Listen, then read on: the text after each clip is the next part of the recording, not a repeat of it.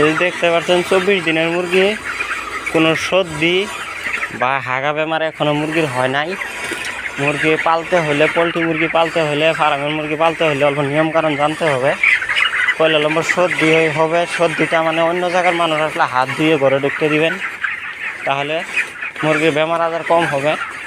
আর নিয়ম মতন পানি দিয়ে যাবেন। যদি সাদা পানি দেন, এক কথায় ক্লিনিং মেডিসিন জন্য আর কি পানি মাঝে দেওয়া লাগে, এটা দিবেন সবসময়। যদি না দেন তো অবশ্যই মুরগির সর্দি হবে বা মুরগি অতিরিক্ত মারা যাবে। তো এরপরে 24 দিনের মুরগি এখনও কোনো সর্দি বা হাগা বেমার হয় নাই।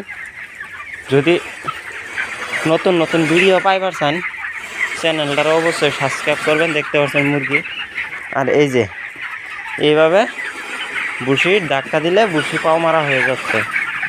এখানে আছে 4500 মুরগির একটা ফার্ম, তলে এই যে পাকা করা আছে। আমি ফেব্রুয়ারি মাসের 16 তারিখে চলে যাব তামিলনাড়ুতে, পলাশির ধারে। যদি কেউ কাজ করতে চান কমেন্টে জানাবেন, আর যদি কাজ না করেন ভিডিওটা শেয়ার করে দিবেন, আর চ্যানেলটা সাবস্ক্রাইব করে পাশে থাকবেন মুরগির নতুন নতুন নিত্য ভিডিও হইতে। ধন্যবাদ। আসসালামু আলাইকুম।